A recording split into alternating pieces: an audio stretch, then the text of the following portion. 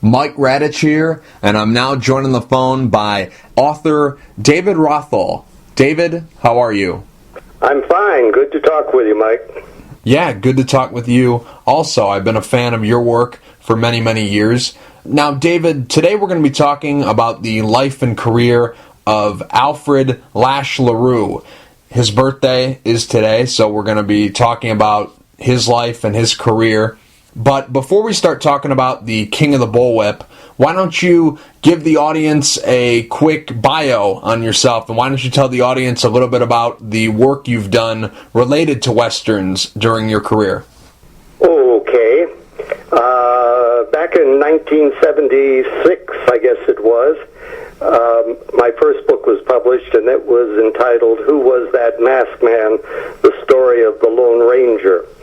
And this came out in hardback and then went to softback and was the selection of the month for a couple of book clubs. And so it was a really wonderful start for me. And I had people then suddenly say, well, what are you going to write next? And I had no thought of writing another book. But I soon got over that and wrote a book called The Singing Cowboys. And I was fortunate enough to be able, on the reputation for Who Was That Masked Man, to get through the doors that I needed to get through to interview these singing cowboys. And as things turned out, I was able to interview all of the so-called singing cowboys of the B Westerns over a period of a couple of years, and that book came out and was received very well. And as things continued through the years, I got more and more involved with Western films, a book on those fabulous sidekicks, and people like Tim Holt, who was a star of Western films, and Lash LaRue, and Alan Rocky Lane, and Richard Boone of Have Gun Will Travel eventually. And so it just kept evolving, and I enjoyed it enormously. Another one of the books was called An Ambush of Ghosts, and dealt with Western film locations. I found that fascinating, and apparently there are a lot of other people who are fascinated by Western film locations. After all, if you see a lot of Westerns, pretty soon you start recognizing some of the rocks and locations where they were filmed. They become very familiar. Right. So that gives you a little overview of some of the books I've done on Westerns. Altogether, since 1976, I've had 13 books published, the majority of them dealing with Western films, but also one on the great show business animals, and another on the Oriental sleuths, Charlie Chan, Mr. Moto, and Mr. Wong. So a lot of books dealing with characters that were very popular during a certain age. And my wife in the background just whispered to me, don't forget your books on Gene Autry and Roy Rogers. After I did The Singing Cowboys, I then did individual books on the two who were the top people in the musical Western field. So I think that pretty well covers the background. Right. Perfect.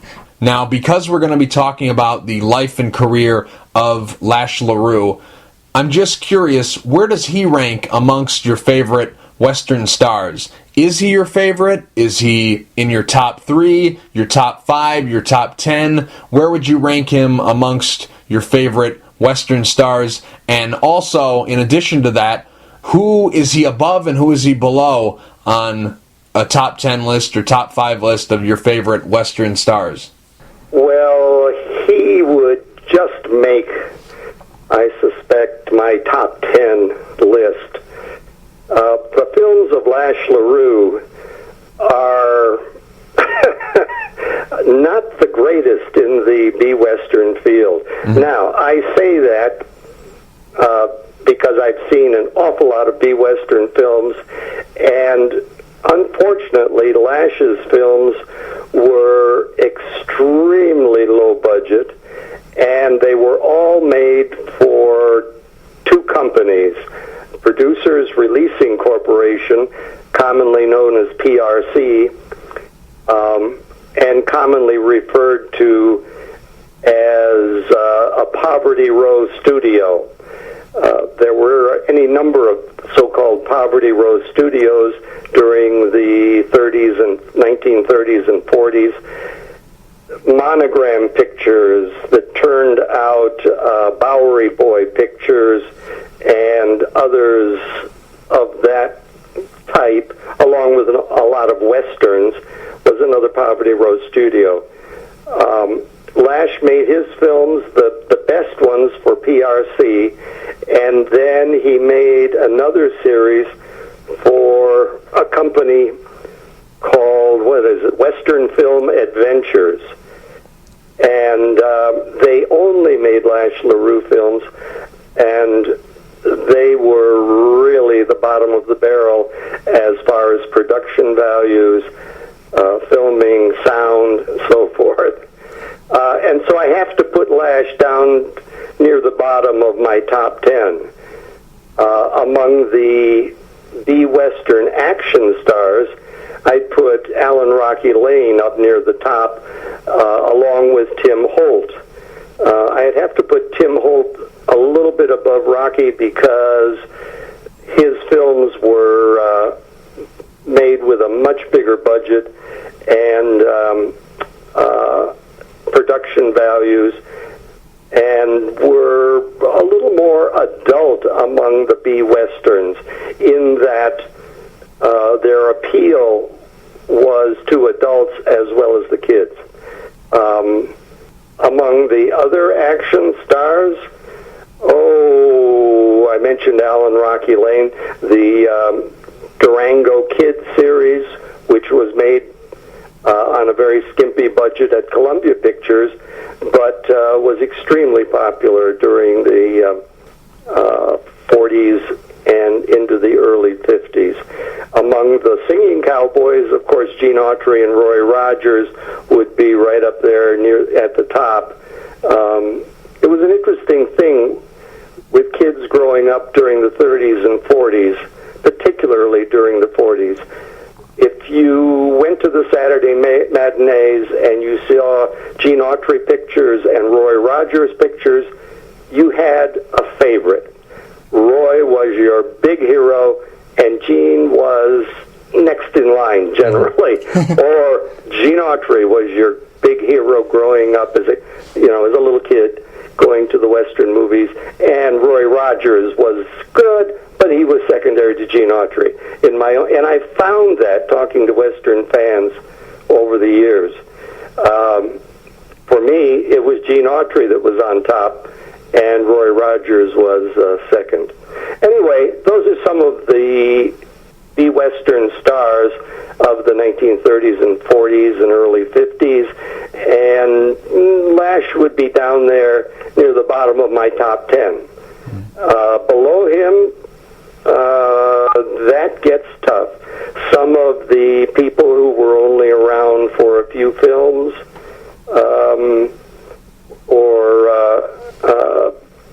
I think I'll have to stop there. Okay. In the 1980s, you wrote a book about Lash LaRue, so it's obvious that you knew him, but I'm just curious, how well did you know Lash? I first met Lash in the early 70s in Sarasota, Florida, where I was living at the time. He had joined up at that point. His film career was over, except for a couple of things late in his life. But his Western film career was long gone, and he had fallen down on his luck in many ways.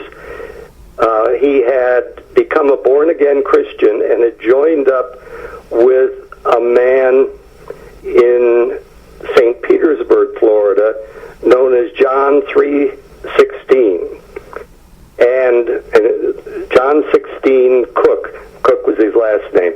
And he was an evangelistic minister who ministered, I think I'm safe in saying, primarily to those who were down and out, people who had drug problems, alcohol problems in that St. Petersburg area.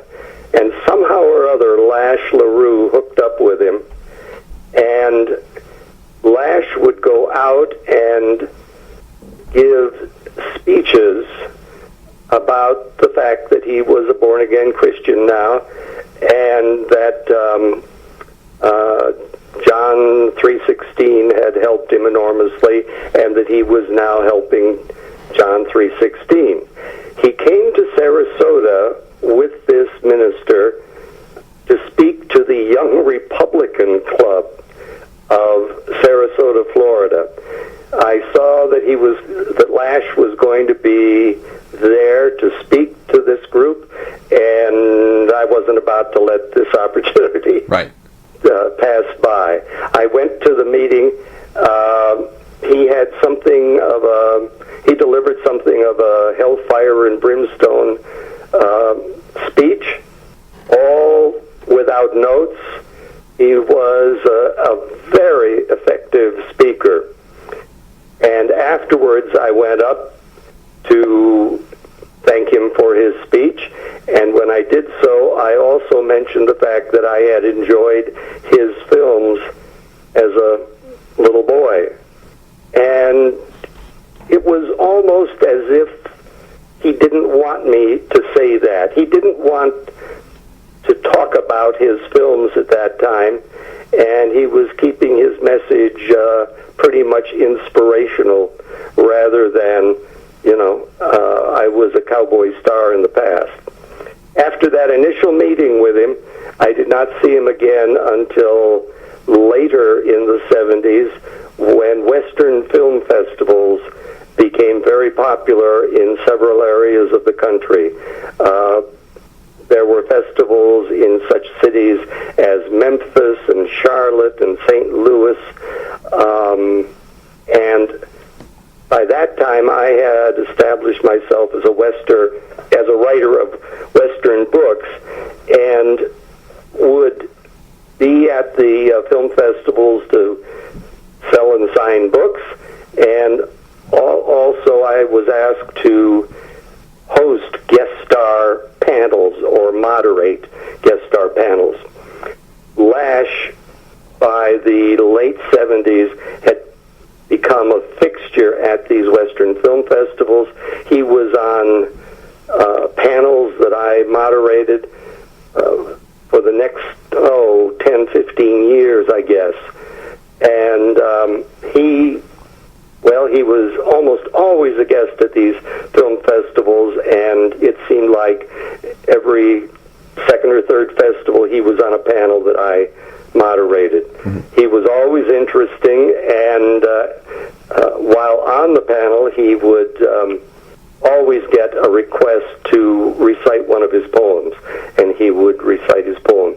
Now, as an adjunct to those guest star panels, I interviewed him several times, separate from the panels, just for writing that I was doing, for him to comment on other people I was writing about, or when it came time to write the book on Lash, interviewed him for that purpose. So I got to know him fairly well. Mm-hmm.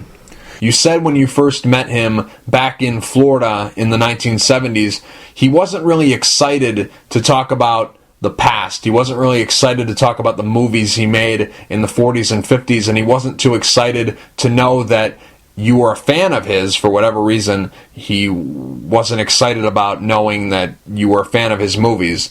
But fast forward a handful of years, and he's a staple at all the Western film festivals. He's on panels, he's talking about his career, he's signing autographs, he's talking to fans about all of his movies and about his career. So I'm just curious, in that span of however many years it was from when you first met him to him being on the film festival circuit, What changed for him?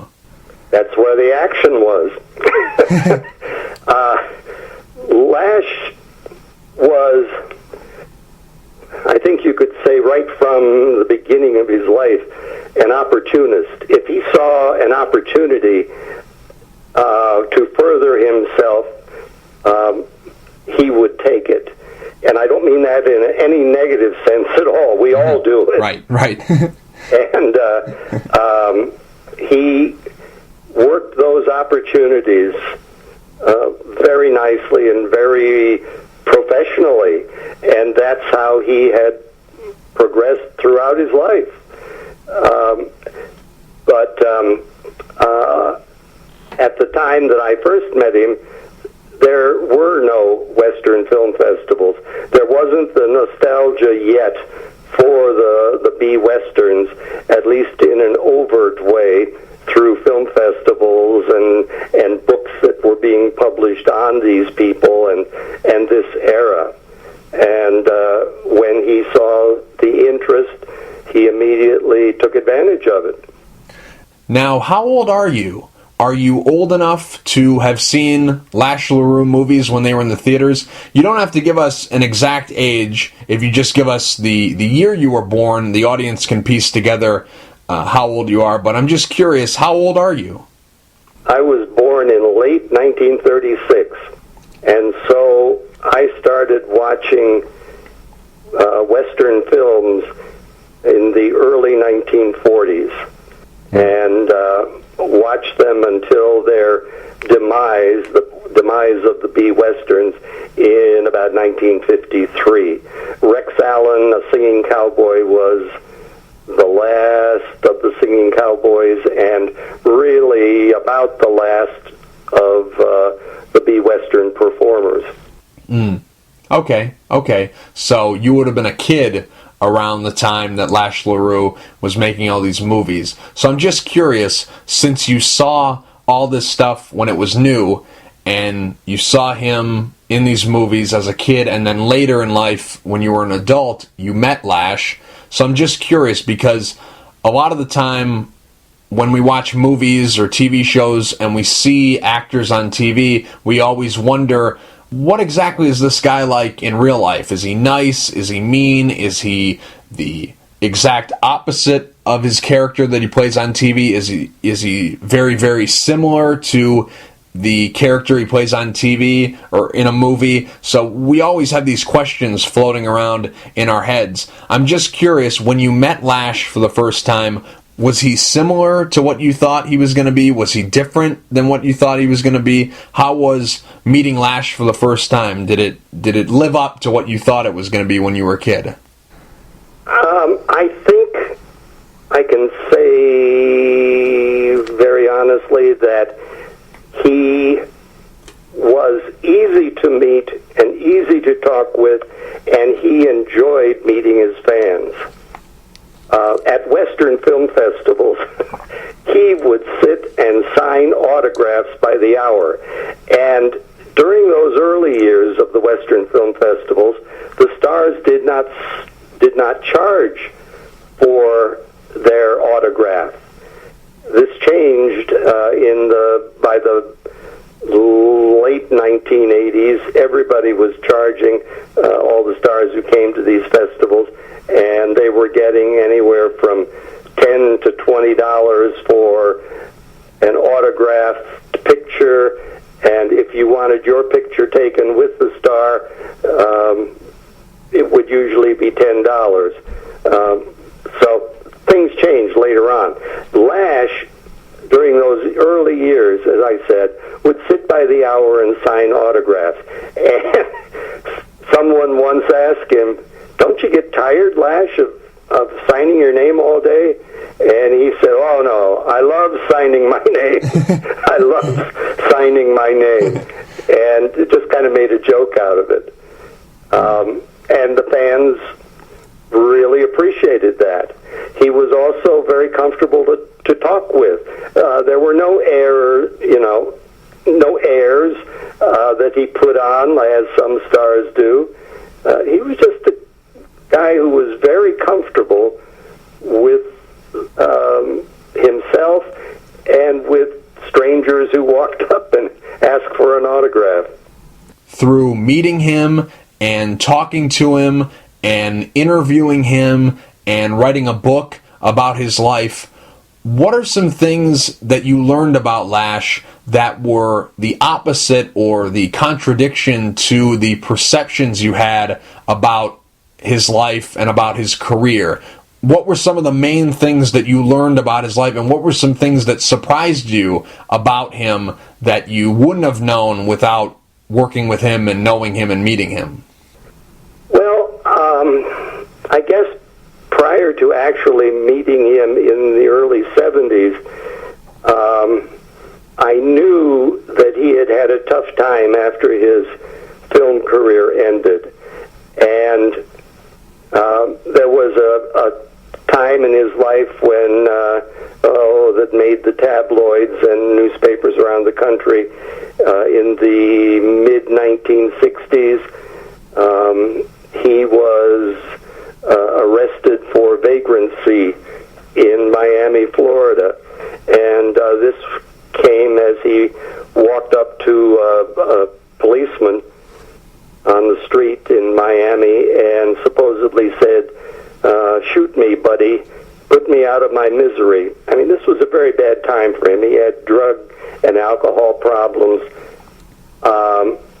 Now, the bad jazz, as he would refer to it, of his life, the times when he was struggling with one problem or another, he would never talk about that. He would never talk about himself personally. You say that his birthday is this week. Mm-hmm. But in doing research for the book, I had any number of dates. Right. There's where supposedly he was born. Yeah. And if you ask him about it, he'd wiggle out of an answer by making a joke or whatever.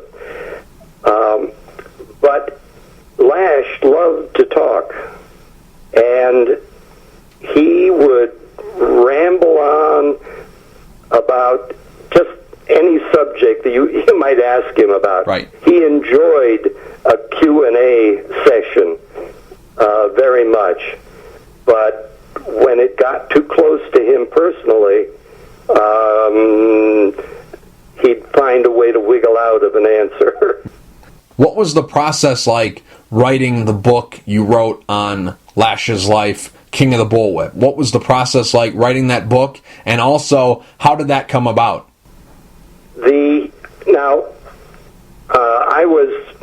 This was an unusual circumstance in writing the book Lash LaRue, King of the Bullwhip. There had been a book, I believe it was entitled The Western Adventures of Lash LaRue by Chuck Thornton. And that book, the rights to that book had been purchased by the company Empire Publishing that was at that time publishing my books. And the publisher contacted me and said, look, I'd like to add a biography portion to this book so that it's in two parts. The first part being a biography of Lash, and then the second part being Chuck Thornton's information on all of the Western films of Lash LaRue. And so I agreed to write the biographical portion of the book. It was tough going out and researching that book because Lash would not talk. And what most people knew about Lash was the little bit that he revealed himself. And, his filmography and that sort of thing. But I was able to do the biographical sketch on him, And while I would not call it comprehensive by any means, it at least covered the major events of his life, and by that time he had died. And so we had that. But trying to trace back over the events of his life, for example, his marriages. Mm-hmm. Well, it has been reported that he was married 10, maybe 11 times. Right. And that may be true. Right. But it was a difficult task to try to track down information of that sort. And I really didn't feel that the Western fans of Lash LaRue cared to know about each and every one of his wives. Right. And so the biography is somewhat sketchy, I'm the first to admit. And a good portion of that section of the book is a Q&A with questions that I had asked Lash over the years, or that had been asked of him when I was the moderator of a guest star panel. Mm-hmm. I did an audio recording of all of the panels that I moderated, and so I had that information. And as much as Lash would talk, would reveal himself at a Western Film Festival panel session, that was as much as you were ever going to get out of him. Right. And so, yes, it was a difficult task. I Googled, this was the very beginning of the Internet when I wrote that, and so it was the amount of information that one would find today on a personality just wasn't there at that time.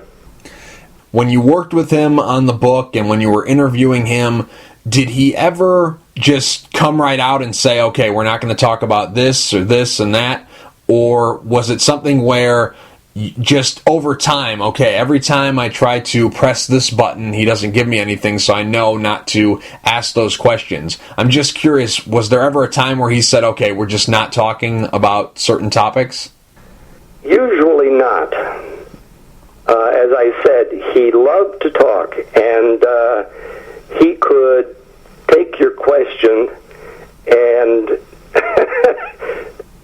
talk around the answer, okay, and introduce a new thought that he thought would be interesting, and you realized as an interviewer that you had been you had not gotten the answer you wanted, but he made it very apparent you weren't going to get the answer you wanted. But he was very good at talking about his career and telling you little anecdotes that were fun to hear and that the audiences at the film festivals loved to hear. He had one story that he told about his producer who interviewed him for his first Western picture. His name was Bob Tansey. And Tansey was interviewing him for a role in an Eddie Dean Western. Eddie Dean was a Singing Cowboy. This now is 1945. And Tansey said in this interview with him, before casting him, I was kind of thinking that I'd like this character to be able to use a bullwhip. And Lash said, well, I've been fooling around with bullwhips since I was a little kid. What, you have? Well, that's great. And he said, now I'm looking for somebody who can carry a colorful role. And Lash interrupted him and said, I'm probably one of the best actors you've ever interviewed. Right. And Tansey cast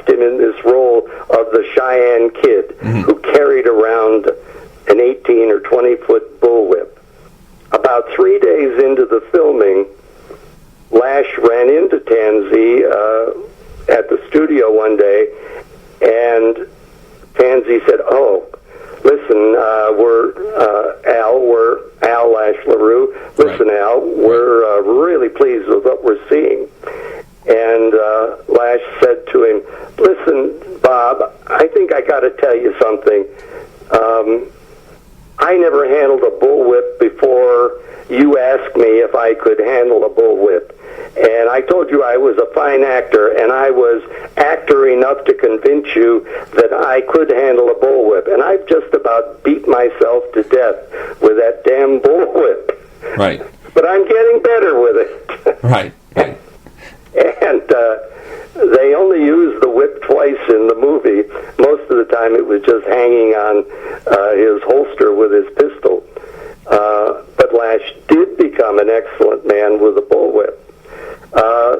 There was also a story about he rides as though glued to the saddle, was one of the publicity things that went out.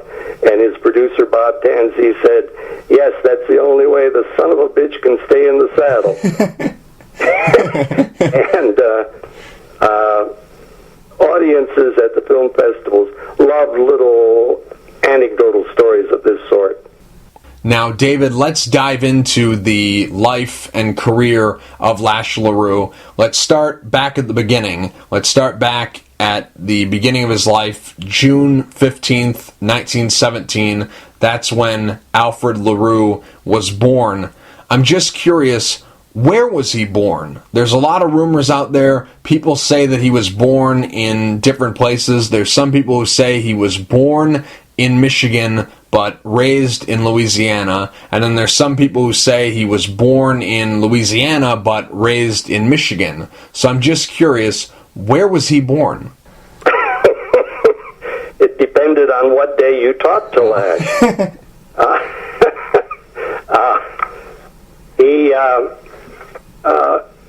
In my book, that's one of the things that I discuss. He said one source indicated his mother gave birth to him in Michigan, as you said. Mm-hmm. Another says Chicago, Illinois. Gretna, Louisiana, however, seems to be the one that most people accept as his birthplace. Mm. Now, he was born either probably in 1921 or 1917. And the March 5th, 1921 is one of the dates that you'll find when you go out and do research on Lash.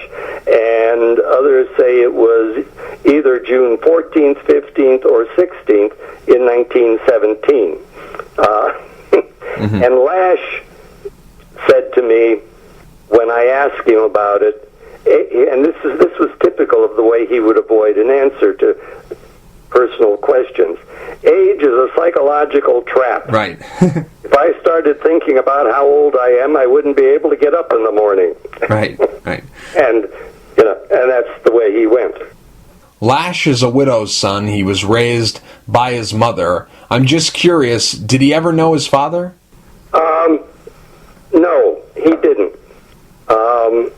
And he commented frequently at the film festivals that Al Fuzzy St. John, his sidekick, had really been like a father to him.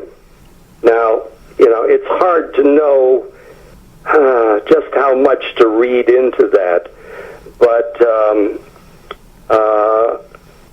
whenever he spoke of Al St. John, it was in the kindest words and lovingest words that he could come up with. He really, really liked that man who was his sidekick in the films. Now, what was his childhood like? Were you ever able to get him to tell you anything about his childhood? Nope. No? He would not talk about it. I did find out through my research that he attended St. John's Military Academy in Los Angeles, and that he went to college at the College of the Pacific in Stockton, California. But that was about it. I have no idea what kind of a student he was. He would not talk about that. It's not clear whether he would never talk about whether he actually graduated, but he is on record for 3 years at Stockton, and he was thinking during that time that he might become a lawyer, but that I don't think was ever of really serious consideration. Mm-hmm. He met an actor named George Brent, who was sort of an A-minus actor in the sense that he made movies that were not the big ones, but he was a leading man in sort of the A-minus pictures, a step up from B pictures, but not in the big budget A pictures. Mm-hmm.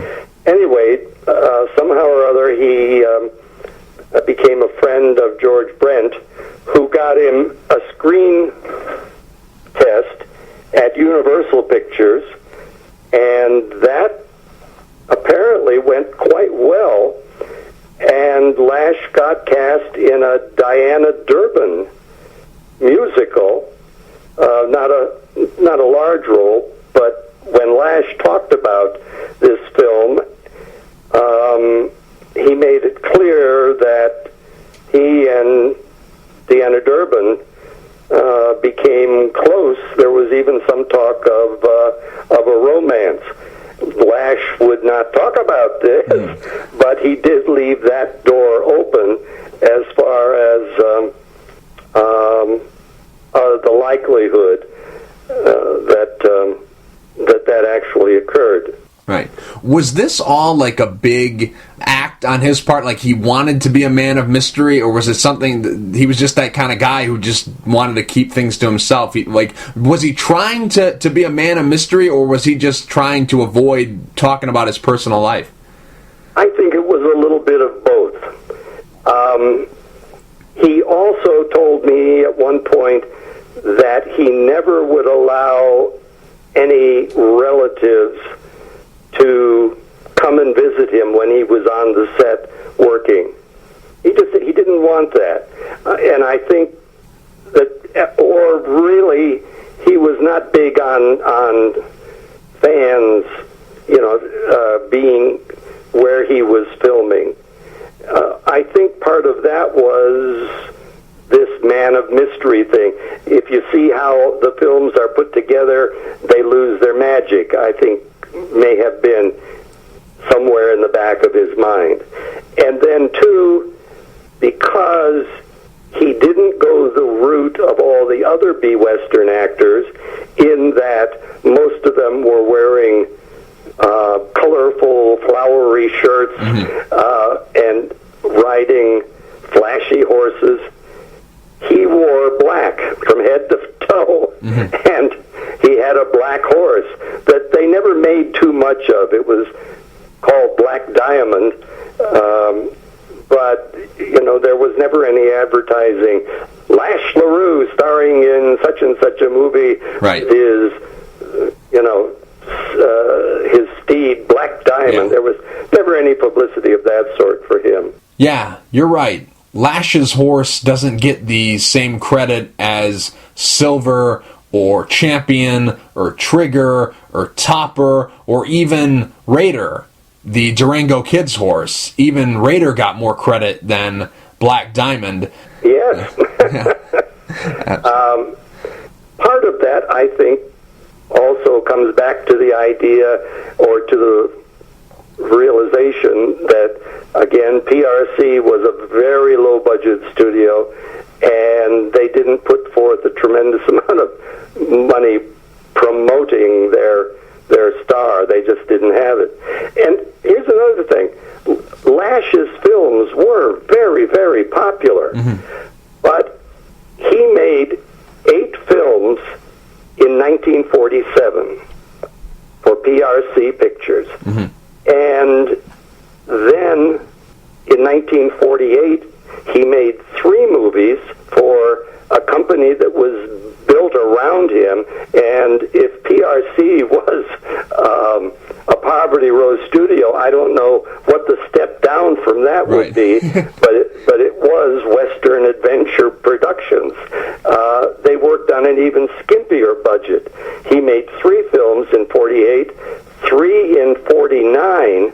Now, this is when the other B-Western stars were generally making 6 films a year.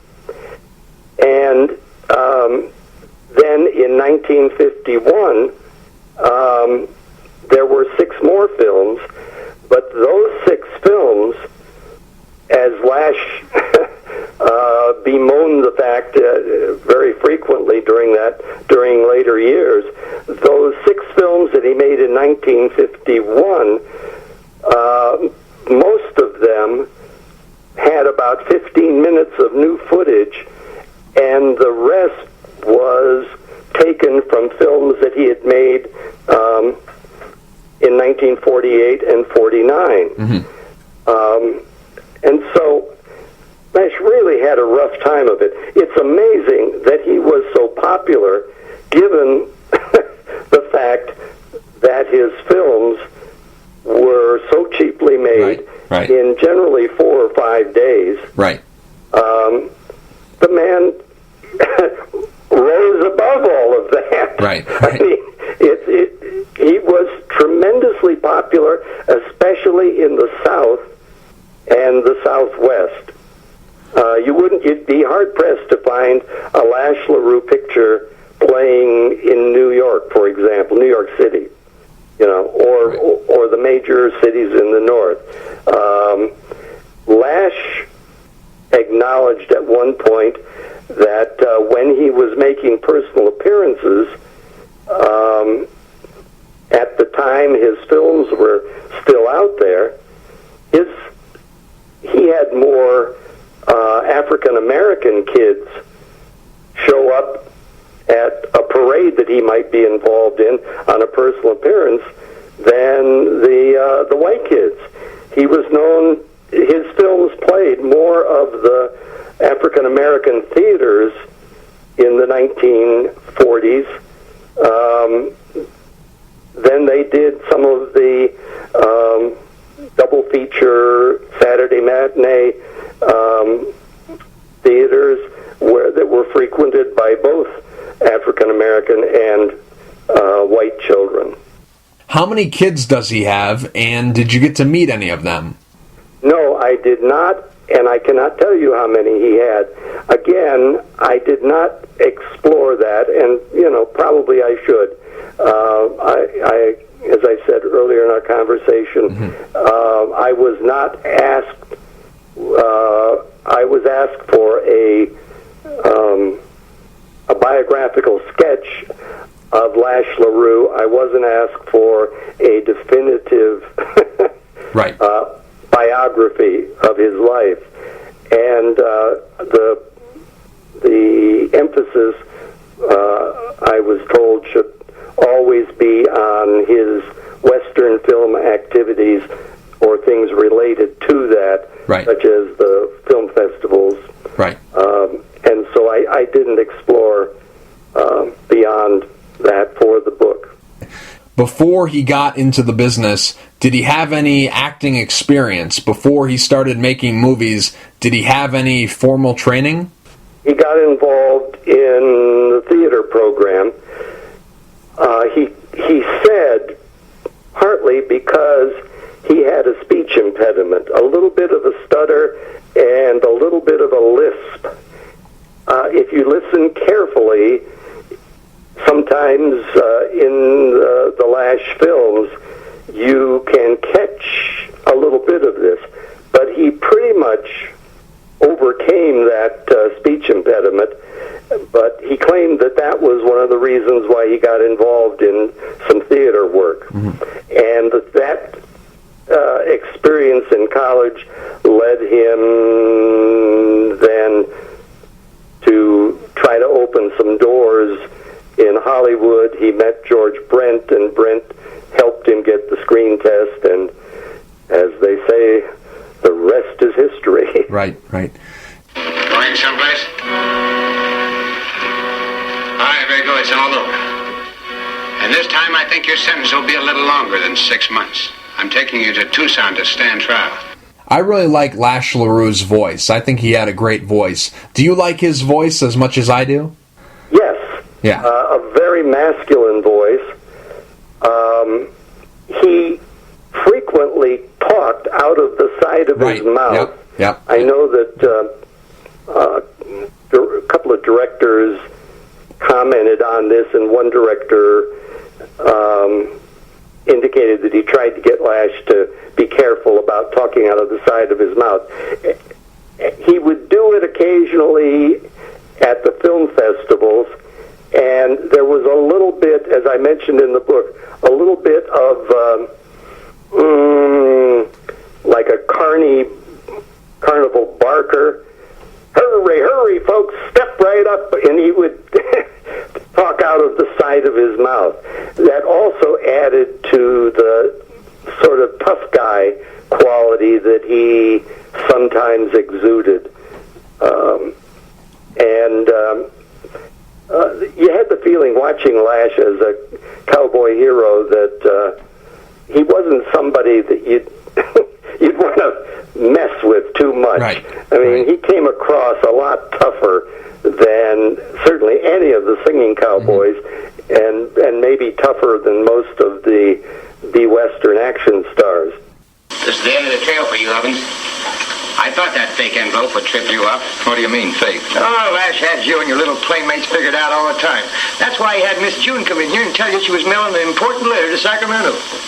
Well, you forget my boys got rid of June Thornton. I'm afraid she won't have much to say. That's where you slipped up, Evans. You started shooting before the boys had a chance to tell you Miss Thornton got away.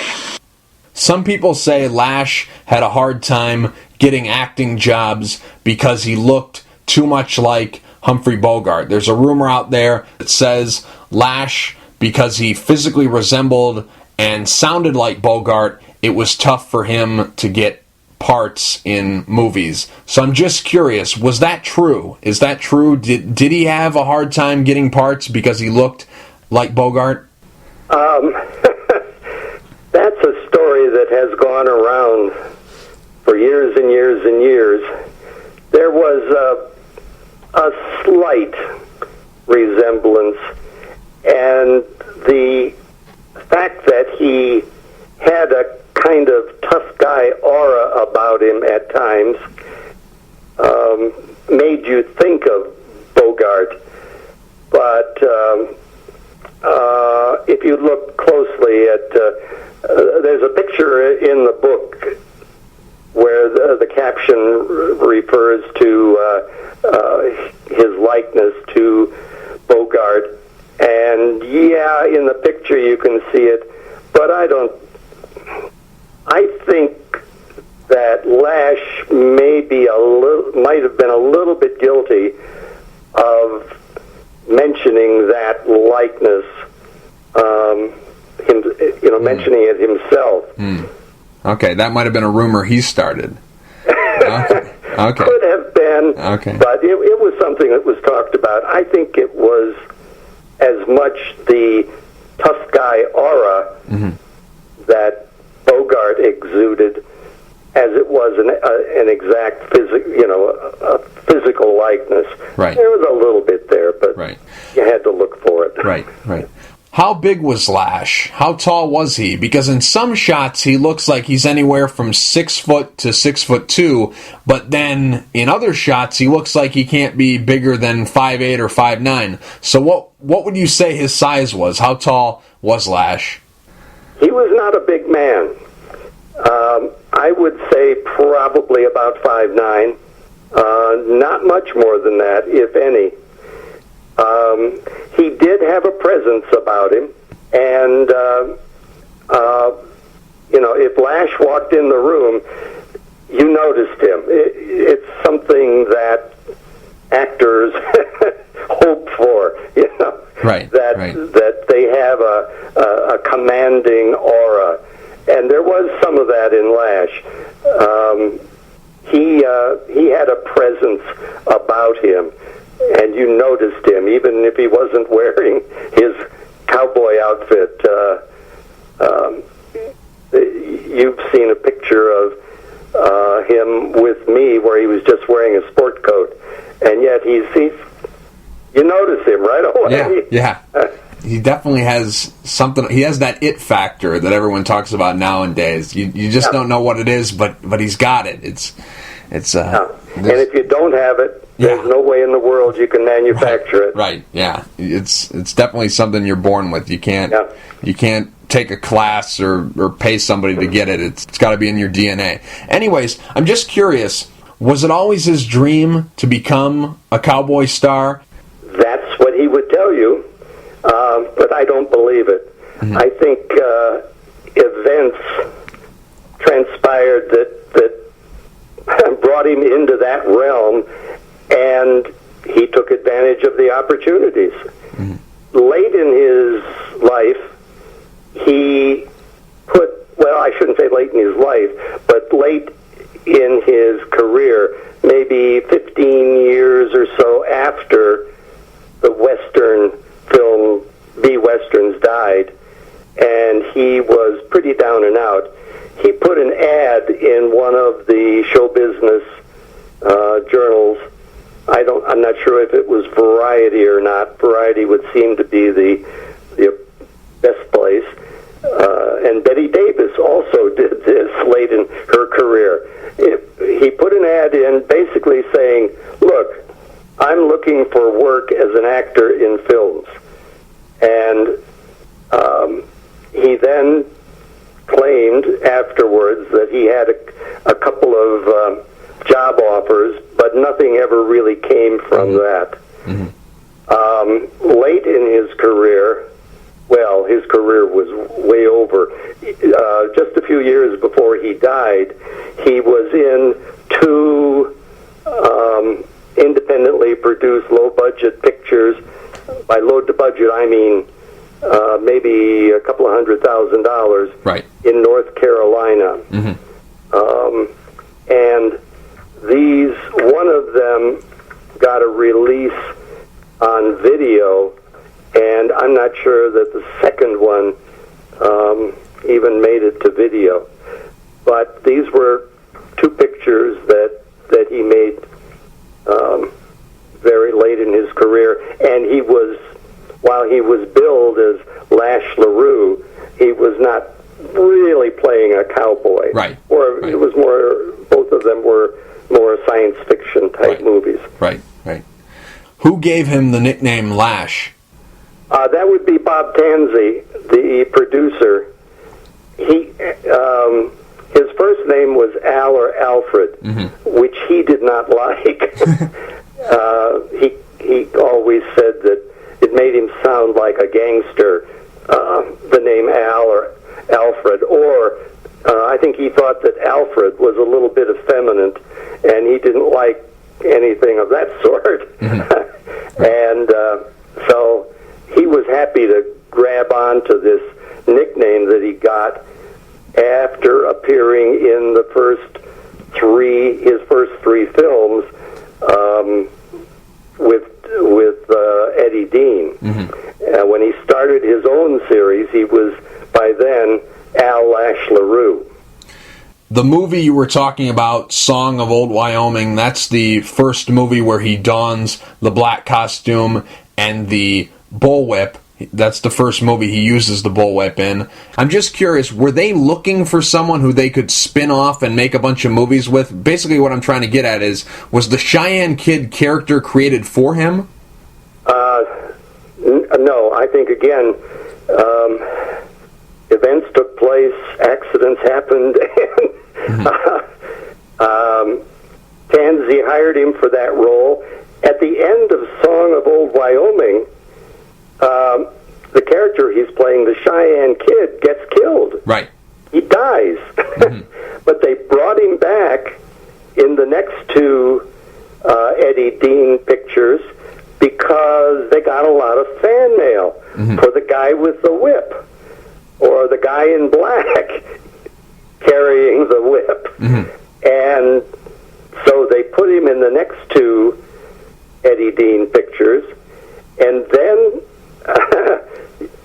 as luck would have it, PRC was also making a series of westerns starring Buster Crabbe. And in 1946, early 1946, Buster Crabbe said, "Look, I'm through. I don't want to make any more of these B-westerns for PRC." He was not very happy with PRC. I interviewed him many years later, and he said, they were the cheapest studio around. And anyway, PRC was looking for somebody to step in and take over this Buster Crabbe Western series, and who should be right there after making 3 pictures with Eddie Dean and getting a lot of fan mail, but Al LaRue. And so they cast him in the series when Buster Crabbe left. Lash took Buster Crabbe's sidekick, Al St. John, and 8 movies, 8 B-westerns were made in that year, as I said earlier. Usually 6 were made during a year, but they made 8. And boom, that series was over. He had to move on to the other company, and was able to continue his career for another 2 or 3 years. But it was all just things turning up. Right. It wasn't sort of a calculated career. And when he was through with the westerns, nobody wanted him. He was typecast in that type of film, and so he did what so many of the other B-Western stars did when the B-Westerns died about 1953. He went out on the road and was able to continue as a personal appearance star, doing his whip act all over the country. And he was able to make that work for him up until about the 1960s, early 1960s, and then it all fell apart. Right. It had been too long by then since he had made his last picture, and they didn't want him anymore on the personal appearances. There's a point in his career where he's the Cheyenne Kid, and then he changes over and he's just Cheyenne Davis, and then he changes over completely, and then he joins Roy Rogers and Gene Autry, where they just go by their names, and then in his movies he's referred to as Lash LaRue. Is that just a product of his popularity? Yeah, when he started that PRC series, he was called the Cheyenne Kid or Cheyenne Davis for a while. Even though, as the Cheyenne Kid in Song of Old Wyoming, he had died at the end of the picture. Right. But anyway, they resurrected that name and used it for a while. And then, well, I think I'd have to go back and double check, but I think the transition from Cheyenne Kid or Cheyenne Davis, that occurred when he left PRC and went to the next company, whose name has fallen out of my head at the moment. My name is Lash LaRue, and this is my partner, Fuzzy Jones. You said earlier that Al Fuzzy St. John was like a father figure to Lash, but I'm just curious, could you expand upon their relationship? Were they friends right from the get-go? Did they hang out when they weren't working? Did they keep in contact when they stopped working together? What exactly was their relationship like? Lash would tell the story about Al Fuzzy St. John that after they had made 2 or 3 pictures together, Al St. John was chatting with him one day, chatting with Lash, and said something to the effect, "You know, Lash, I didn't think I was going to like you when you took over for Buster Crabbe, but you're all right." And Lash loved to tell that story, that he got Al St. John's blessing, as it were, after working with him on a couple of pictures. Right. And they stayed together, throughout his Western career. And as I said earlier, Al St. John was out doing personal appearances after their careers ended in pictures, and Lash always had a kind word for him, and he was always asked by the fans, about his relationship, and he'd say, "Well, he was like a father to me." Just as Roy Rogers would always say that about Gabby Hayes, who worked with Roy in so many pictures. Who were Lash's friends? Of the well-known Western stars, who was he friends with? Always good friends with Eddie Dean, where he got his start. He commented on Whip Wilson, who was another B-Western actor who used the whip, that they had apparently talked, and Whip had acknowledged to him that he probably got his career, Whip Wilson probably got his career because of the popularity of Lash LaRue using the whip in his series of pictures. By the way back in our conversation, you asked me who would be below Lash LaRue as far as the quality of the pictures. Whip Wilson would be a good example. Right. There's a lot of people who would say that. There's a lot of people out there who just say that he's a cheap imitation of Lash. Yeah. Anyone else he was friends with? I don't think he was close friends with any of them, but it was like a fraternity. These B-Western actors. Right. They would show up at film festivals, and they enjoyed getting together and talking about the old days and incidents that occurred on the set. I think Lash was probably more friendly or had as friends more of the people who were in the supporting cast. Right. He was very close to a lady that I know you interviewed, Peggy Stewart. They had worked together in several films. Right. And Peggy was very, very popular as a Western film heroine. And when the Western film festivals came into being, she was an extremely popular guest, and she and Lash very frequently were on a panel together, and they obviously thought a great deal of each other. Right. Another leading lady that he was very close with, enjoyed seeing at the film festivals, was Jennifer Holt, Tim Holt's sister, who was a B-Western heroine. Friends, I mean, I know that he and Gene Autry and Roy Rogers saw each other occasionally, but I don't think there was any close friendship there. Okay. He worked with some of my favorite actors. He worked with Peggy Stewart, Lane Bradford, Lane Bradford's dad, John Merton, John Cason, Pierce Lydon, George J. Lewis, Terry Frost. He worked with some of my favorites, but he never worked with some of the bigger names at that time. Some of the bigger names were making B-Westerns at other studios. Names like Roy Barcroft. He never worked with guys like that because he was working for a Poverty Row studio. He was working with a studio that didn't have a lot of money to lure in some of that top talent. So I'm just curious, did that bother him that he never worked with some of the bigger names? I'm sure.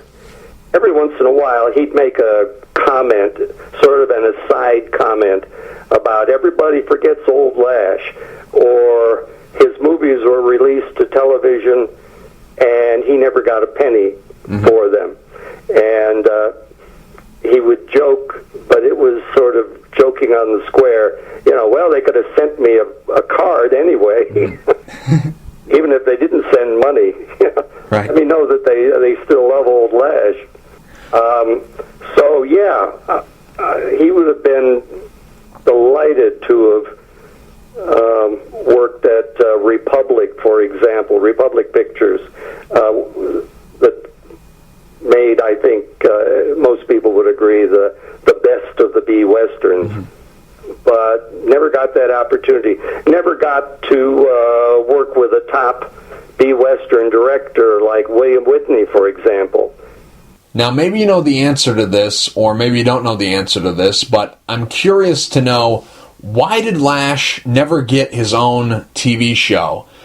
Guys like William Boyd and Gene Autry and Roy Rogers, they made the transition from B-movies to TV Westerns, but Lash didn't make that jump, and he seems tailor-made for TV because he's got a little bit of a gimmick. He uses the whip so he doesn't have to kill anyone. He can use the whip to stop the criminals. He has Fuzzy for comic relief, much like how Pat Brady was to Roy Rogers. So he has that also, and he's a little bit different than those guys. He wears his hat different. He has a different voice than them. He wears all black. Of course, Hotlaw and Cassidy wore all black, but compared to Roy and Gene, he's a little bit different than those guys, and those guys are singing cowboys, and he has something about him that would make for excellent TV, but for whatever reason, he never gets his own TV show. I'm curious, why did he never make that jump to TV? Why was he never given his own TV series?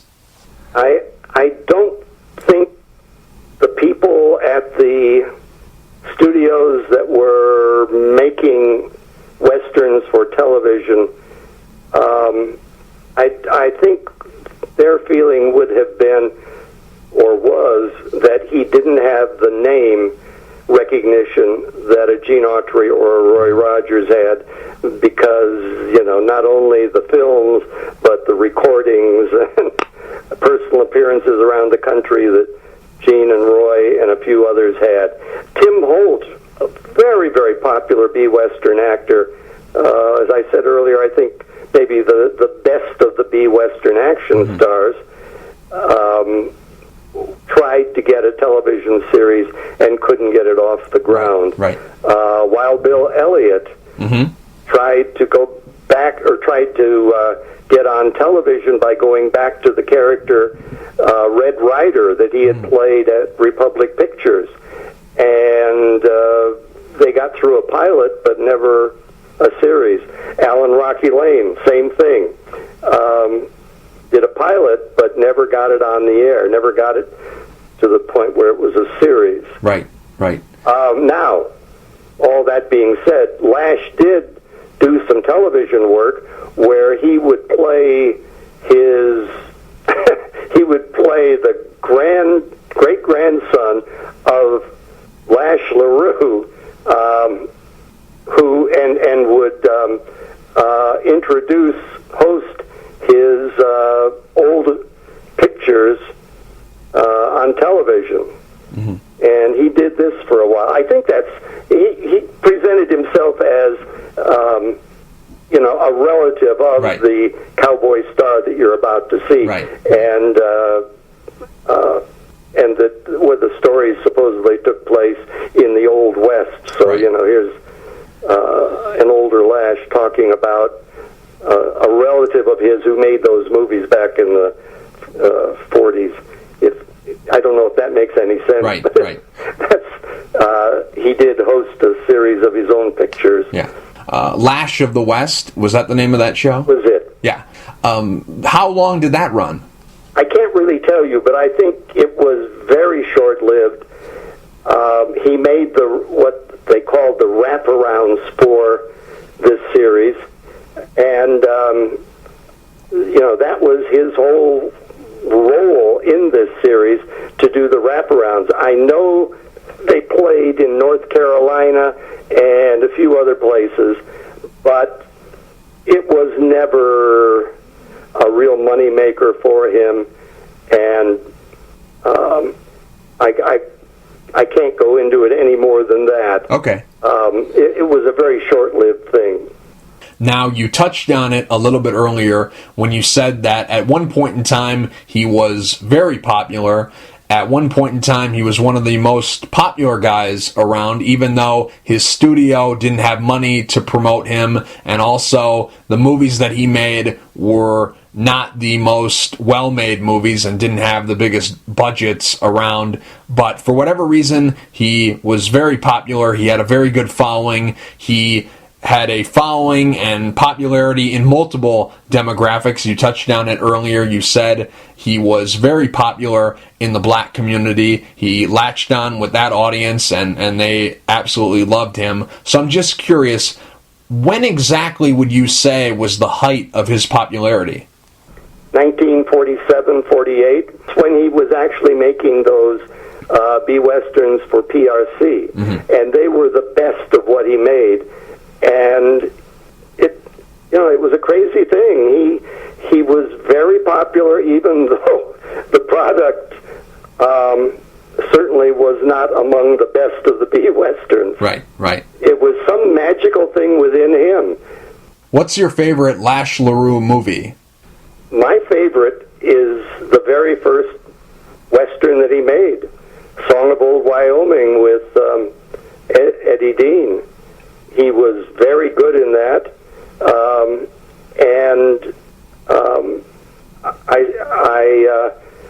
he was a young, good-looking guy, and really did I understand why they got a lot of fan mail at the studio, because he was impressive in that film. Mm-hmm. I suppose my next favorite would be very late in his career, The King of the Bullwhip. Oh, great movie. Because it concludes with a very, very effective bullwhip fight at the end. Yes, King of the Bullwhip is my favorite movie that he made, and in a close second is a movie called Outlaw Country.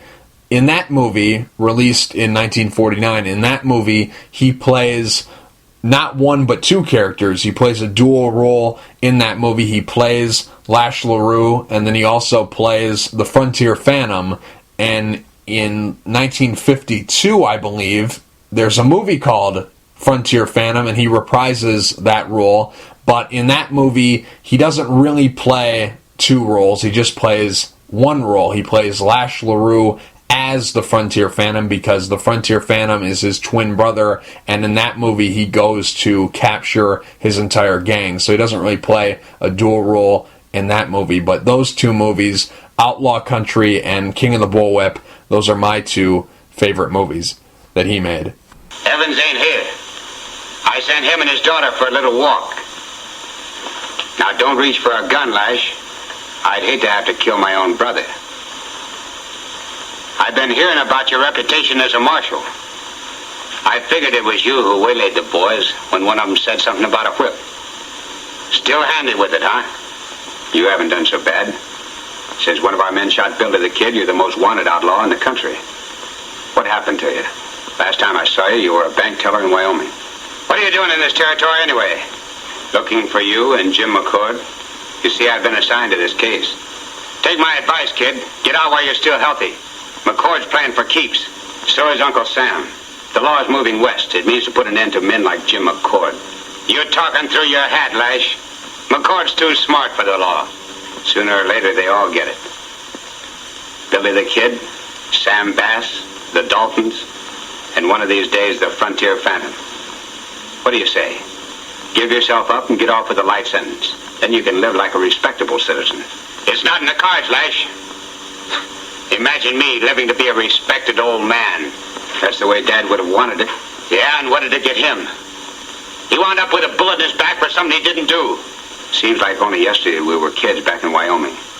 Dad was teaching you how to handle a 6-gun, remember? Stop preaching! I'm in too deep. McCord wouldn't let me quit anyway. I'm sorry you feel that way about it, because you leave me no other way out. I'm placing you under arrest. Don't be a fool, Lash. There ain't a man in the country that can outdraw me. Don't say I didn't warn you. Is that a threat? Just brotherly advice. Well, I guess we'll have to find out. All right, Lash. You win. Here's my hand to prove it. Lash commented that he liked that film that he made where he played two characters, but he said they didn't pay me anymore for playing two characters. Right. He had a very successful comic book series that some of the issues sold over 1 million copies, and on top of that, the comic books actually ran longer than the movies that he was making into the 1954, 1955 range. They were still making comic books on Lash LaRue, and these comic books were very, very popular. So I'm just curious, did you have any of his comic books? I had 2 or 3, yes. Mm-hmm. Now, I'm just curious, he goes away for a little while. He has a little bit of a gap in between his career. He does Lash of the West in 1953, and then it isn't until 1956 he gets a job as a small character actor in Judge Roy Bean. I'm just curious, is that the time he goes on the road with his act? And also, besides his road shows, what was he doing to make money? He would never talk about anything related to making money other than personal appearances. And obviously from the fact that at one point in the mid-60s he was arrested for vagrancy, he was dead broke at that point. Mm-hmm. So he played every little, carnival or rodeo that he could get for a job. Right. And when television, in later years, when it became obvious that he wasn't going to get his own television series, he did appear in a couple of, and boy, I hate to say it, but again, low-budget series. Mm-hmm. There was a series with not Sterling. I'm coming up blank in my head. But the Judge Roy Bean was one that he appeared in. Mm-hmm. But these were not memorable roles. These were not, guest star roles. Right. He was just a character actor. Right. Appearing in these films. Right. And it was great as a Lash LaRue fan mm-hmm. to, suddenly find him, in a television series working again. But those jobs were few and far between. Well, you used your head for once, being the way you turned my boys loose. I can't do it again, so don't expect it. Just give me a little warning. I got bail money. I'll give you a warning right now. You better have $50,000 in cash and camp right here. How's that? Earp left town. Wells Fargo's getting up a posse. And if they bring in any more of your boys, you'll have to move fast. Bail them out and tell them to get lost. Jump bail and cost me my money? No. Money? You want Earp to come up with confessions? No, I see the point. I sure enough don't want that. But ain't nothing to worry about, though. My boys will be gone long before Earp gets anywhere close. I hope you're right. Because if you are, I'll make a fool out of Earp. In 1959, he was cast as the corrupt sheriff Johnny Bean on the hit TV series The Life and Legend of Wyatt Earp. I'm just curious, how did he get that role? Auditioned for it and got lucky. And he lasted one season in that series. He did not get along with the star, Hugh O'Brien, and Lash didn't have much to say about Hugh O'Brien that was of a friendly nature. Okay. O'Brien apparently, according to Lash, had quite an ego, and I've heard this from others too. So I think that's something safe to say.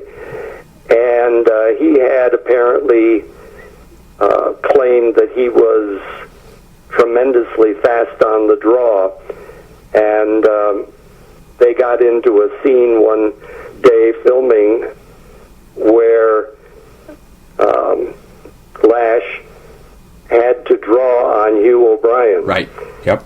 And they apparently ended up shooting the sequence 3 or 4 times, and every time Lash outdrew Hugh O'Brien. Right. And the director is supposedly said to Lash, can't you slow down a little bit? Right. And Lash blurted out something to the effect that, no, he can't. I really want to shoot this guy. Right.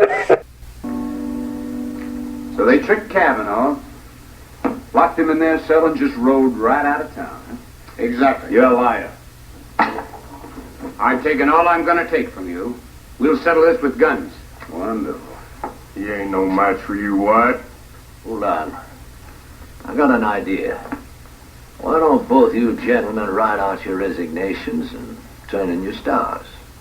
Then neither one of you can be accused of shooting a fellow officer. That suits me fine. Kavanaugh, give me a pen and paper. I can't admire your nerve, Johnny.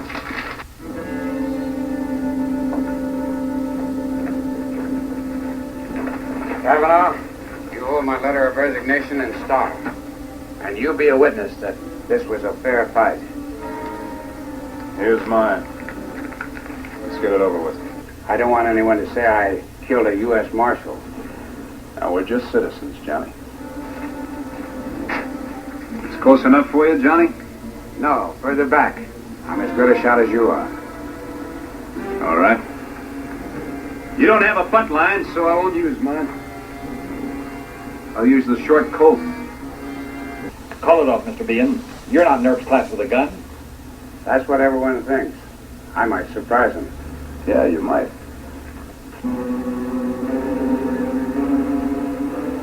This close enough, Johnny?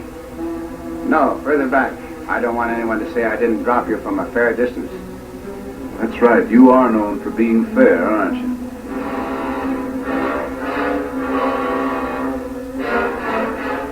And you can tell that there's some heat between those two guys because it comes off perfectly. You know, in that show, the two characters they play are supposed to not like each other, and then you get the background to what was going on behind the scenes, and it really plays off well. That's why I'm very disappointed that he didn't continue on, because the guy who replaced him, I can't remember his name for the life of me, I'm blanking here, but it's just different. It just isn't the same. You know, you can obviously tell that there's a little bit of passion behind what they're saying. They're not just saying dialogue, and they're not hating each other for the sake of we're trying to make a TV show here. You can really tell that those two guys don't like each other, and it plays off beautifully on screen. I'm just curious, The Life and Legend of Wyatt Earp was a very popular show at that time. Did he view being a part of that show, did he view that as his comeback?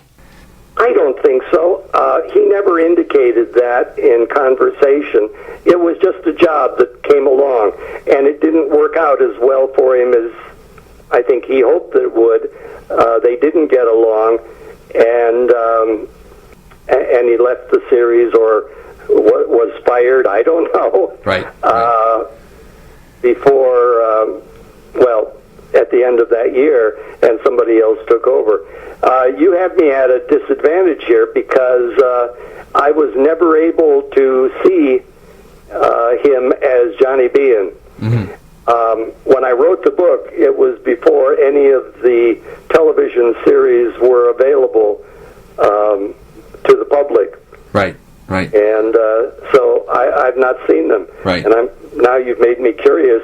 I've only talked to Lash about it. Yeah. And I'm going to have to go back and dig those, find find those somewhere and take a look at them. It'd be fun. Right, they're great. It's a lot of great stuff. I DVR'd every episode Lash was in. They play them on the Westerns channel, Encore Westerns, so I taped all of them because I wanted to see him in there again, and I watch that show from time to time, and I'm surprised that finally I have some sort of advantage, because, I'm born in the 90s, so I'm happy that I finally have an advantage here, because, if you're born in the 90s, how, some of this stuff, when I was born was 40 years old. Yeah. I've experienced something sort of, I don't know, strange. Mm-hmm. I had, over the years, the opportunity to interview, people like Lash LaRue, mm-hmm. Roy Rogers, Gene Autry, many of the stars, many of the character actors who worked in them. Mm-hmm. And when I go to a film festival now, I get younger people like you come up and want to ask me about what was it like to interview Roy Rogers, right? What was it like to interview Gene Autry or Lash or whatever, right? And it's like I have become or am becoming, the old codger that right. actually saw these heroes in the flesh. Mm-hmm.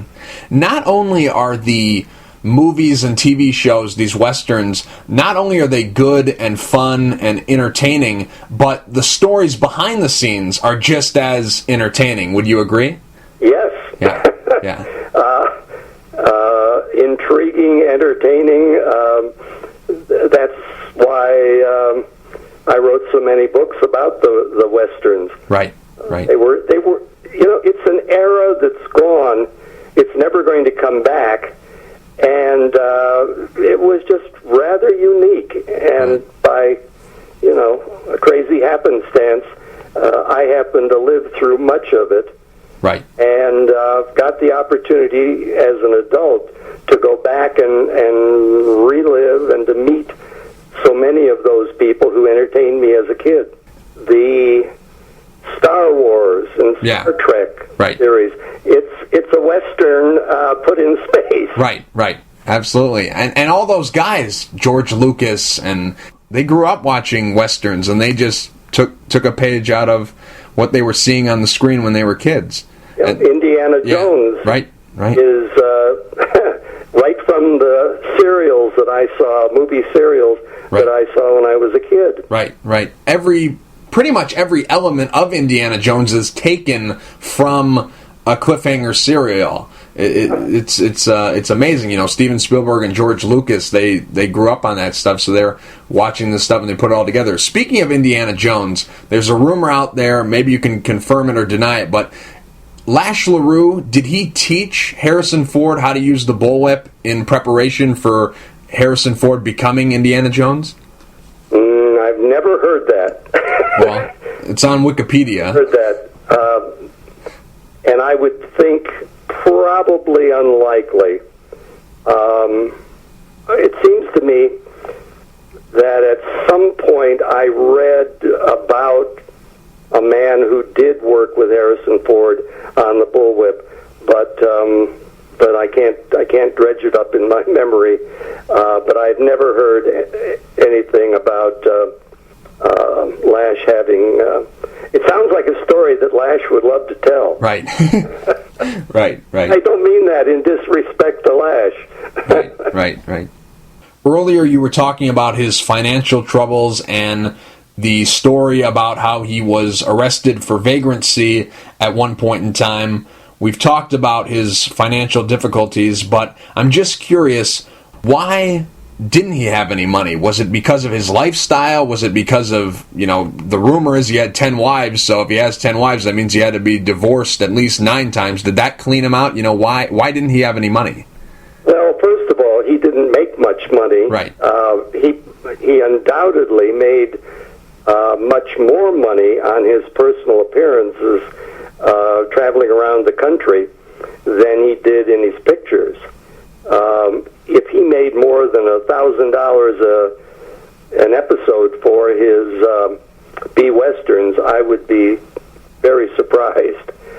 And he lived by his wits. He lived because people remembered him, liked him, and would help him out. He married, right near the end of his life, he married a lady who was well off.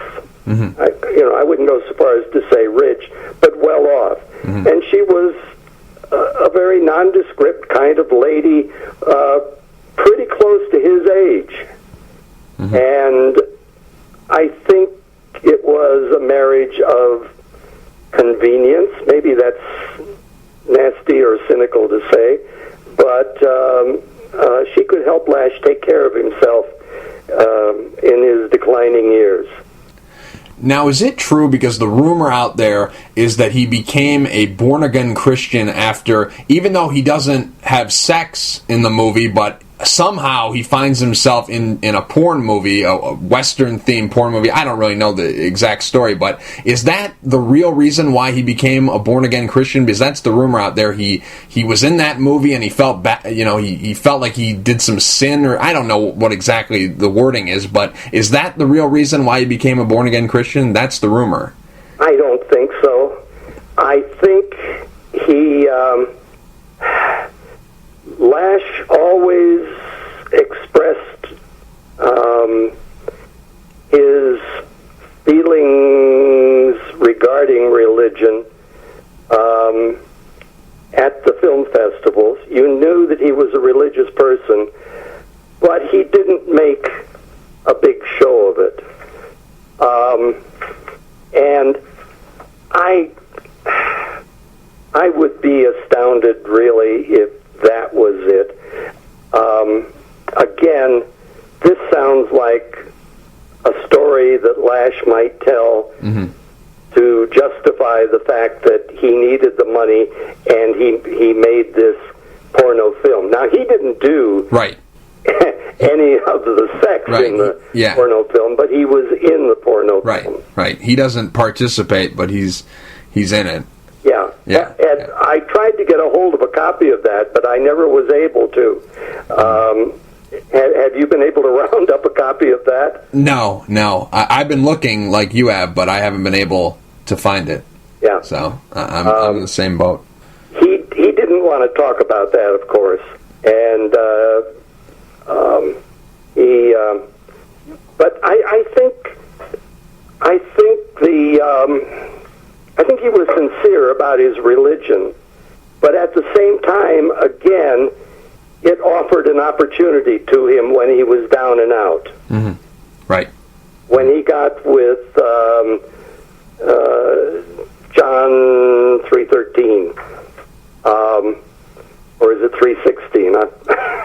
I've been talking here. An hour ago it was 3:16, but okay, then it's 3:16. Okay. I think that association with him in St. Petersburg was, again, another opportunity. He was one of the people that was taken in by this organization and helped, and then he helped them by going out and being a speaker for them and a draw for them. And then, as we said earlier, the B Western Film Festivals came along, and Lash moved on to them. Right. And he was just a person who took every opportunity that came along to help himself. And again, nothing wrong with that. Right. But I don't think Lash ever had a plan. There's a movie that was released in 1985. It's called Alien Outlaw, and Lash is in that movie. And some people call it his best work, even though he's not decked out in his traditional outfit and he doesn't use the whip. A lot of people say that this is one of his better movies. It sounds like a Western, but really it's a science fiction movie with a couple of horses, and it's very low budget. Sunset Carson, another Western star at one point in time, he joins Lash in this movie, but it's a very low budget movie. So I'm just curious, have you ever seen Alien Outlaw? No, never was able to get it. At the time I was working on the book, and I have only heard about it. And we were only... In the book, we were only dealing with the Western career of Lash, and while I was able to get a few photographs of Lash from those films and a couple of posters, I did not see them.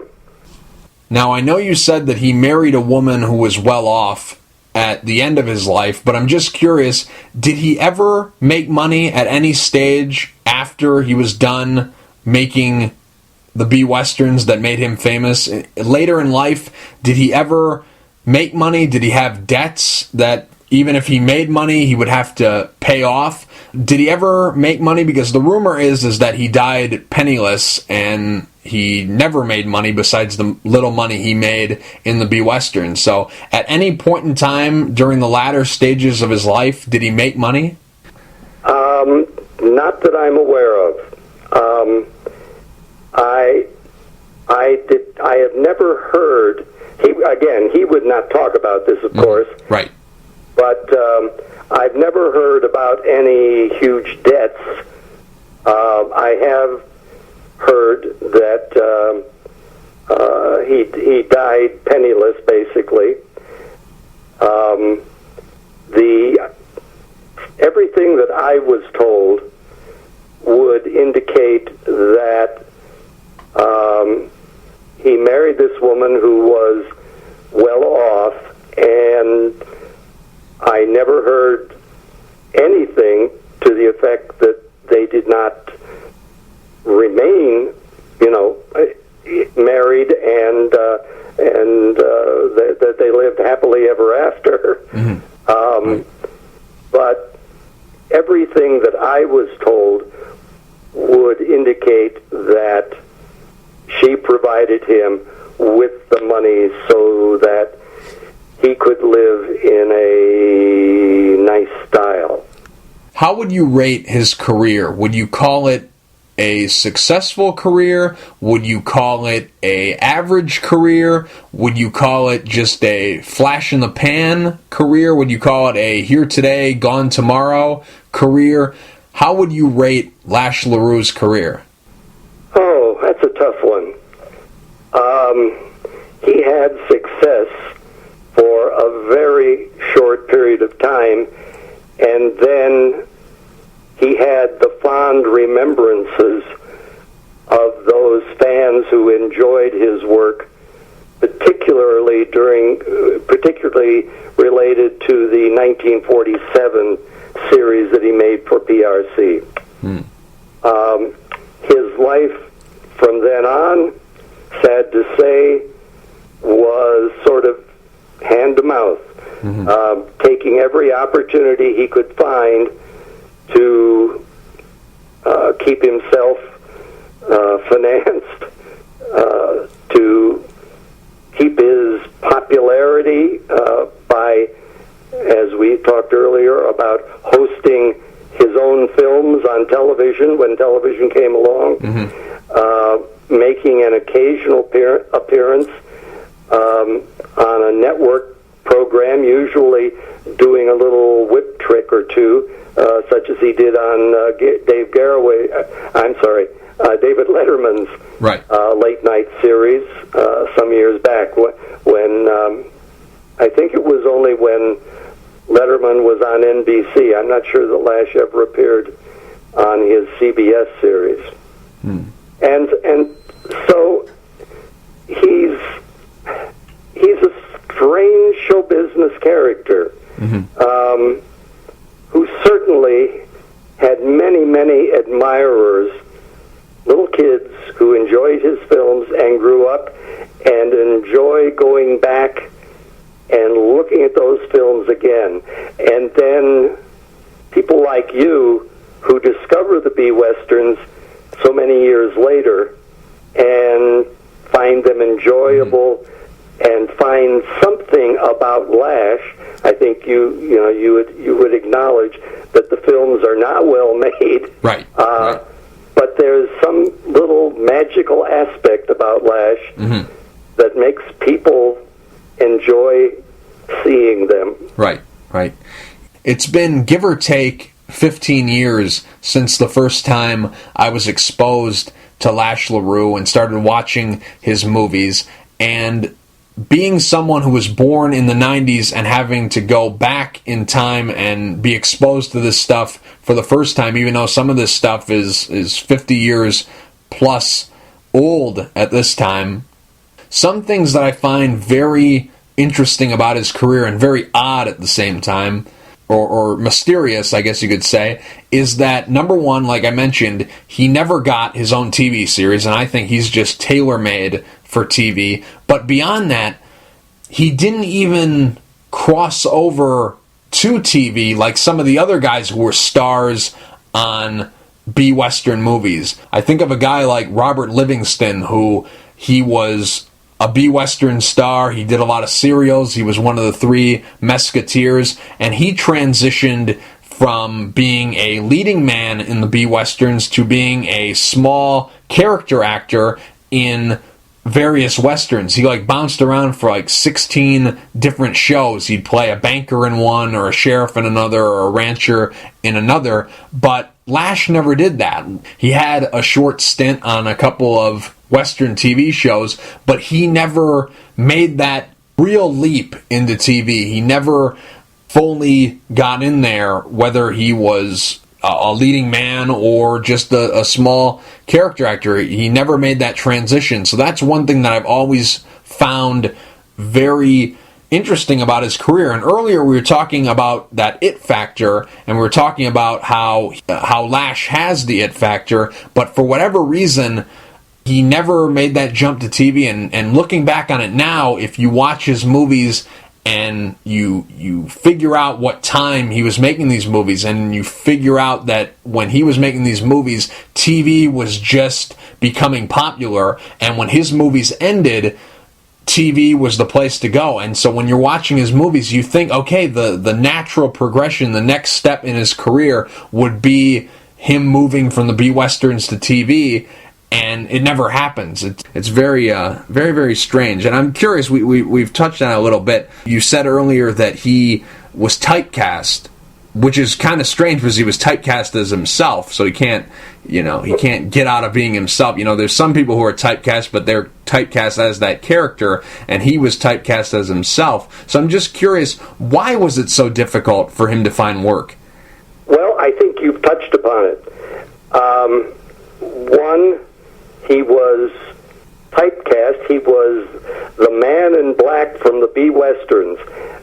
If he had worked at Universal or Warner Brothers, or any of the larger studios, the curse of Poverty Row Studios wouldn't have, been all over him. Right. And the people who would hire him, potentially hire him later, the producers, the directors, they had never worked with him. He was a guy in B-Westerns that only little kids went to see back in the 1940s. Right. And so, they didn't really want somebody who was known for snapping a whip and wearing black. And, well, you can even look at later TV actors, George Reeves, who played Superman on television. Right. He was so typed, nobody wanted to hire him to do anything else. Right. Absolutely. And that would also be true of most of the B-Western stars. They were from an era, they were from a particular type of movie, and you left them there. Right. You didn't bring them in to star in a totally different kind of Western series on television, Right. or you didn't bring him in to play a detective. You know, Bill Elliott, Western star, his last 2 or 3 movies, he played a detective. Mm-hmm. But nobody, generally speaking, remembers that. Right. And his career was over. Nobody invited him to do a detective series on television. Right. You wouldn't hire Roy Rogers to play anybody but Roy Rogers. Right. I know this is a hard question to answer because in the era he was acting in, it's night and day different from what's going on now, and the era that he was in is a complete 180 from what it is today. But what do you think his career looks like now if he was getting into the business right now, and with the way social media is and the internet and reality TV and all this kind of stuff where people can become a star overnight and people can get a following, what do you think his career looks like if his career doesn't start in 1945 and starts in 2015? What do you think his career looks like if he got started today? I think it would be a tough go for him. He had minimal theater training prior to his film career, which he sort of stumbled into. Today, any actor that a producer is going to hire, any theater director or theater producer who's going to hire an actor for Broadway or any professional theater in a major city, all of those people have come out of colleges and universities where, if it's a film we're talking about, they've been studying film production. They've been studying acting for the camera or for the stage. And they are very well trained. It's rare nowadays that an actor just stumbles into a major motion picture and becomes a star. Right. It seems like at the beginning of his career, he was the luckiest guy in the business, and at the end of his career, he was the unluckiest guy in the business. It seems like at the beginning of his career, everything that had to fall in place for him to become a star fell into place. He was in the right place at the right time. He just kept getting lucky. He kept finding breaks. He kept finding the right people to get in their ear and get these jobs, and he found success. Then at the end of his career, he couldn't catch a break at all. He couldn't latch on to different roles. He couldn't latch onto a TV show. He couldn't jump in and out of different genres. He had a very unlucky stretch at the end of his career. Is that how you would describe his career? At the beginning, luckiest guy ever. At the end, not so lucky.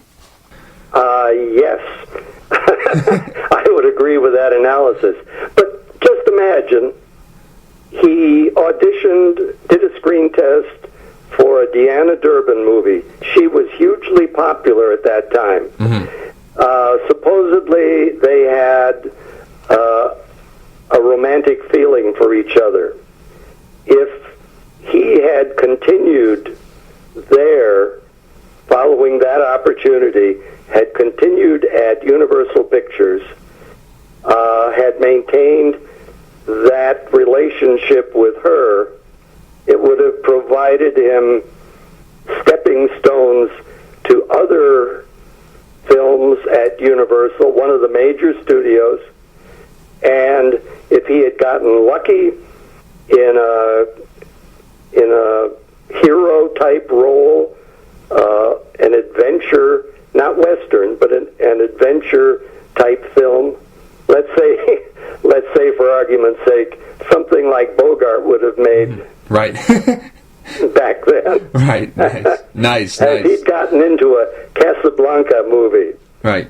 He could have been good as a leading man actor in something like Casablanca, let's say. And then you're dealing with an entirely different set of variables. And we might be commenting on him today as that Academy Award-winning actor from the 1940s and 50s and forever. So when you see him act, and if things had gone differently, you could see him being named with guys like Bogart and Clark Gable and Tyrone Power and Errol Flynn. You could see him in that class if things had gone differently for him. Very definitely. He had a look about him, and in our conversation, we agree, and everybody else who's a fan of Lash LaRue agrees, that there was some magical charisma about him that made it all work. And he just didn't get the breaks. David, last question. What's Lash LaRue's legacy?